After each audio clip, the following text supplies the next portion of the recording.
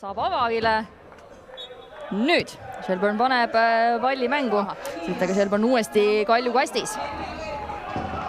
Tuleb kõrget sendarduus ja see tegemist ja varem siis Southamptoni süsteemis näiteks mänginud. Aga Aleksandr Musolitin Shelburne'i kastis. Kõrge pall sealt tuleb, siht lööb ja tuleb raamidele see number 20 Rodrigo Freitas ja 22 Jean Moore. Ja Kalju jällegi vastase poole peal tuleb löök taas. Piilnes olek olnud, aga nüüd Kalju ikkagi pikalt olnud selge kõrgliga tiim ja üks suurest nelikust eemalt tuleb löök selle mõttes või põnevuse mõttes. Praegu ei taha küll absoluutselt mitte kritiseerida. Tuleb eemalt löök, Bergit ka nüüd esimene tõrje ja oi, pudistab palli lahtiseks. Ja Shelburne läheb seda mängu 1-0 juhtima ja jällegi need individuaalsed eksimused, mis esimeses mängus saatuslikuks said, tundub, et tulid Iirimaalt ikkagi kaasa. Aga vaatame, muidugi jalgpall võistkondlik mäng, tuleb siit maksimum anda, Esoonol muidugi pall ja Esoono teab, kuidas Shelburne'i vastu väravaid lüüa, oi, kutis liiga teise eelringi, Kalju pidi esimest eelringist alustama, Linfieldi vastu mängiti.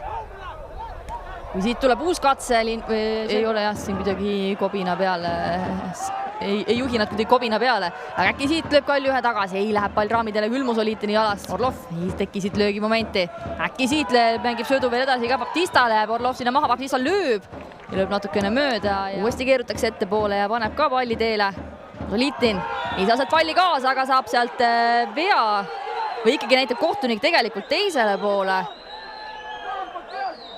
Aga Mussolitin näitab, et tal on põlvel väga varus ja tuletame meelde ja punane kaart tuleb siit, ehk siis Mussolitin tabaski vastas ikkagi niivõrd kõrge jalaga keresse. Telefoni selle mõttega kätte haaranud, Siira Paide vastu juhtimas. Palliga suudab seda säilitada mitme mängija vahel. Siht, Vašuk läheb löögile madalalt ja napilt keerutab. Vašenko peab sinna jälle vahele minema, ei jõua sealt kaasa, nüüd tuleb Shelburne kasti ka ja Alistair Coote on platsil alles veel. Kus Rodrigo Freitas on välja läinud, kui Kalju lööb siin samal ajal värava ja täiesti justkui ei kusagilt ehitab Kalju siit selle viigi väravagi, vähemalt selle mängu kontekstis. Ja me võime niimoodi veel mängida ju küll. Aga selle saame vahepeal kiirelt ka ära kinnitada, kuna need siin hädatekitused, kui siin Shelburne'il duelli võit on võimalik. Tuleb neid palle siin ette rippuda, tuleb eemalt löök.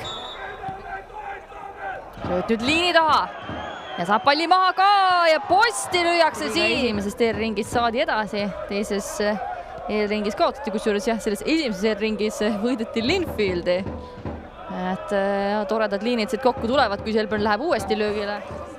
Ma ei mäleta, kas see resultatiivsus ka kohe järgi tuli. Siit aga eemalt löök, sest Võõma väljaku poolelt minema ei saa. Häfri teeb siin veel konksu, lööb ja Berk on olemas esimese posti. Pall kastis ja sealt tuleb värav ja sealt tuleb värav, aga see Mudu, Tambedu, ei, see on Tšabir või vahet ei ole, kes see on. Kalju on löönud siit ühe värav veel tagasi, tundub, et Tšabir see ikkagi on. Aga Nikita Andreev igaks juhuks ei ole. Ikka see ei päästaks Kaljut. Uus tõste Ivanovilt. Tuleb siit järjekordne katse ja siht ei saa peaga siit pallile või väravale pihta. Ja sellega lõpetab kohtunik selle mängu ära ka. Kalju võtab 2-1 võidu ja eurovõidu sellest mängust.